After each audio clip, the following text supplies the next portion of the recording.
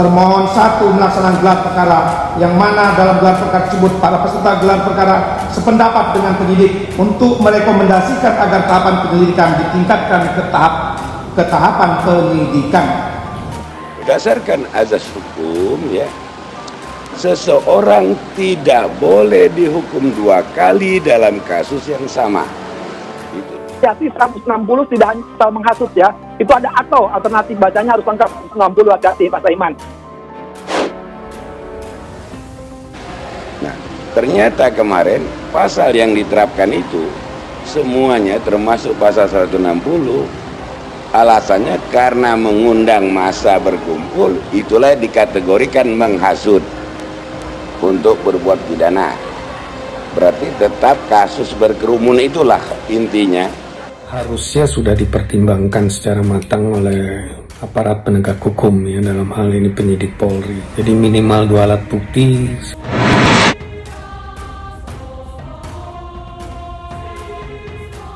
Habib Rizik kebetulan ada agenda juga, betul, di Polda. Jadi ada teman-teman juga bagi-bagi tugas, ada yang pendampingan di Polda gitu. Betul. Tim kuasa hukum yang hadir insya Allah. Ada berapa? Jadi jangan bilang pasal penghasutan, tidak Atau? penghasutan. Atau baca, itu ada baca, ya, menghasut, terhasut melawan penguasa umum, atau tidak mentaati perintah jabatan Oke. undang-undangan, itu kalimatnya. Jadi ada di situ pilihan. Oke. Yang paling menakjubkan keterangan saksi itu, di sana banyak polisi mengamankan acara maulid tersebut. Justru polisi dan tentara dia bilang yang mengamankan acara itu. Nah, pengertiannya saya tanya, apakah pernah polisi menganjurkan bubar jangan berkumpul? Tidak ada. Sidangnya terhadap proses pra-peradilan yang dilakukan sekarang ini itu harus tetap dihormati karena itu hak dari setiap warga negara. Tanya mengenai pasal-pasal terhadap pemohon yang tidak pula didukung oleh bukti-bukti material serta tidak sahnya penetapan tersangka kepada pemohon.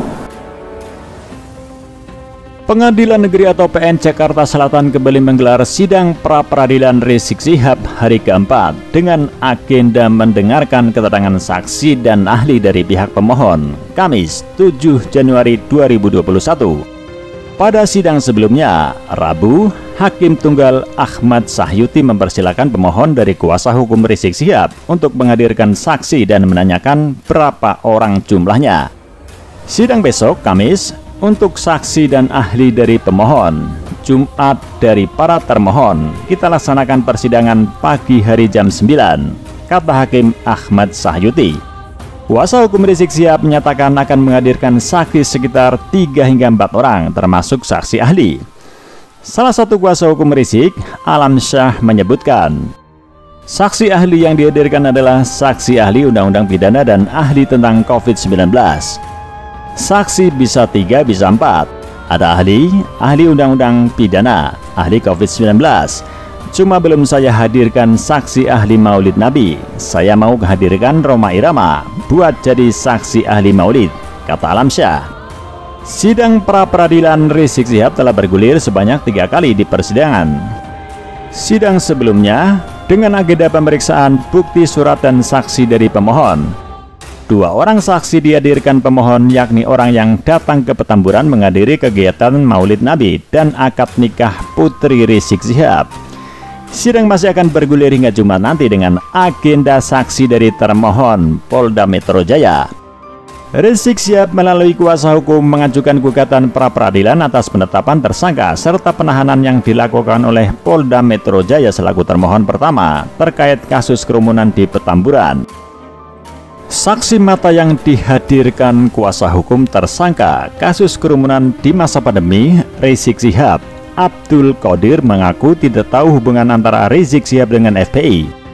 Awalnya, Hakim Tunggal pra-peradilan di Pengadilan Negeri Jakarta Selatan, Ahmad Sahyuti, menanyakan Abdul yang mengaku menghadiri acara Maulid Nabi di Petamburan, Jakarta Pusat.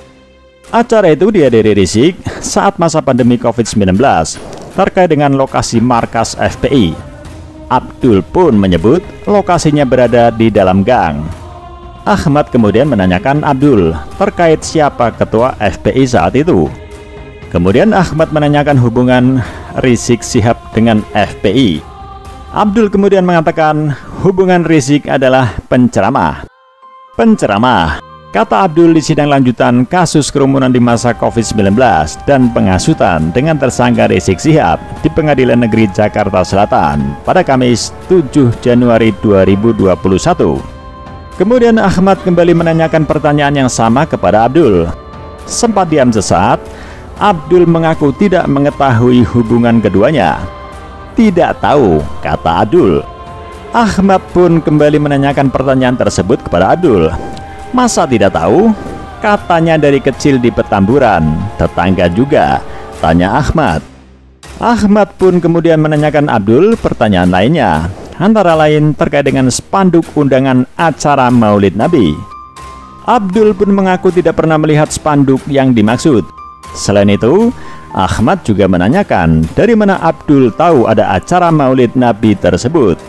Ketika itu Abdul mengaku tidak tahu. Ahmad yang bingung pun kemudian menanyakan lagi kepada Abdul. Tadi kata saksi hadir di acara Maulid, kok tidak tahu? Kata Ahmad. Ahmad Sayuti pun menegur saksi yang dihadirkan oleh tim kuasa hukum Rizik Syihab itu. Saksi Abdul Qadir merupakan tetangga Rizik di Petamburan, Jakarta Pusat. Teguran hakim itu dilontarkan lantaran keterangan saksi yang berubah-ubah.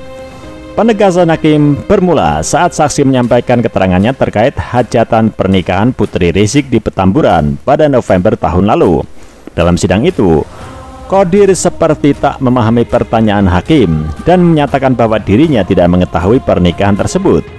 Padahal sebelumnya dia sempat mengatakan bahwa kegiatan pernikahan digelar setelah acara Maulid Nabi. Kalau pernikahan anaknya Habib Rizik itu saudara tahu? Tanya Ahmad Sayuti dalam sidang. Saya hadir di Maulid Nabi, nggak tahu soal pernikahan. Jawab Abdul Qadir. Terus bagaimana saudara tahu tempat maulid ada perkawinan? Tahu dari mana dinikahkan di situ? Tanya Ahmad Sayuti lagi. Ternyata dinikahkan di situ. Jawab Abdul Qadir. Siapapun yang mendengarkan pasti aneh. Bagaimana tahu kalau Putri Habib Rizik akan nikah setelah maulid itu?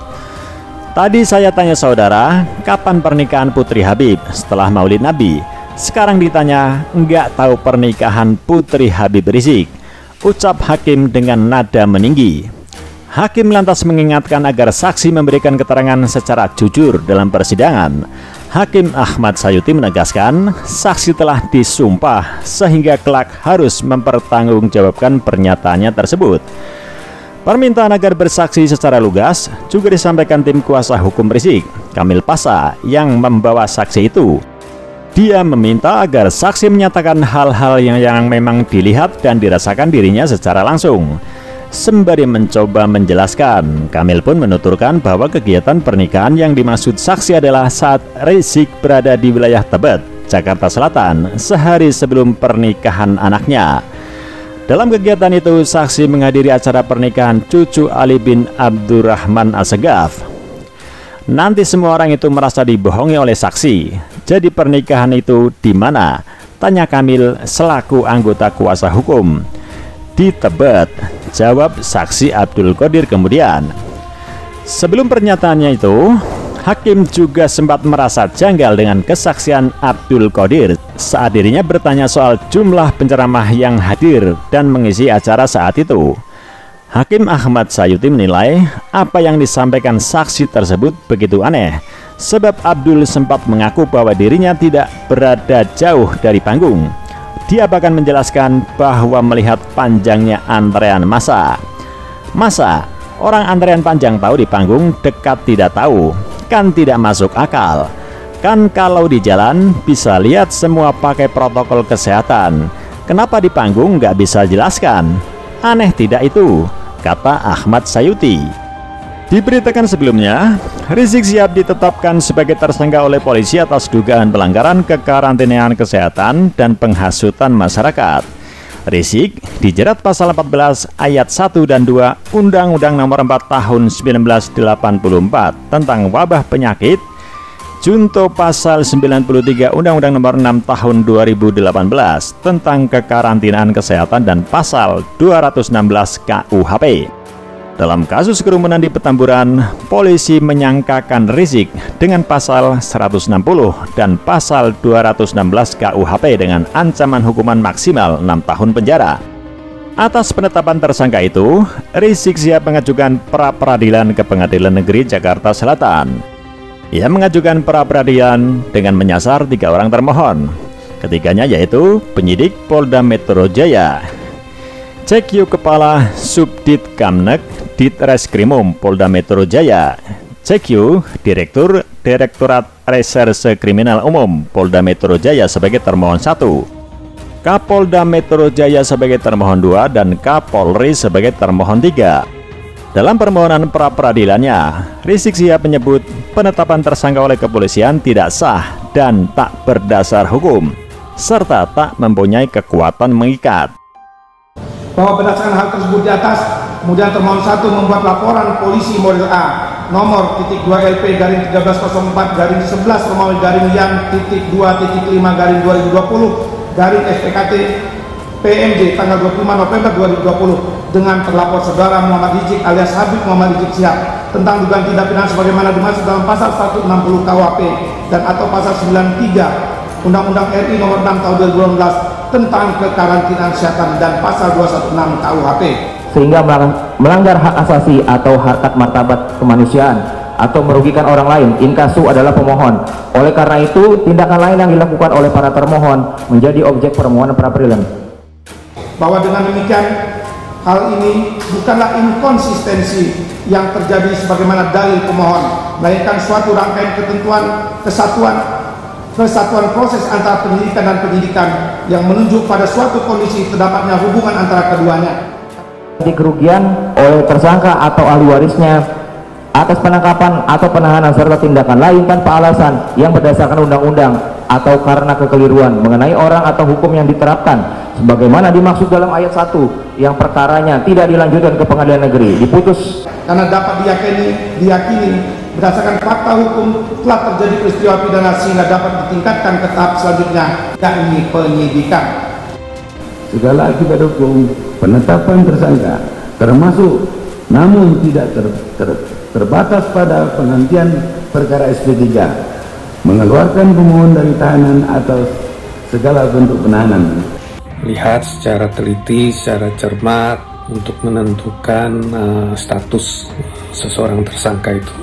Di sidang pra-peradilan sebagaimana dimaksud dalam pasal 77 KUHP, dengan kata lain pasal 95 ayat 1 dan 2 pada pokoknya merupakan tindakan penyidik atau penuntut umum dalam rangka menjalankan wewenangnya yang dilakukan tanpa alasan hukum.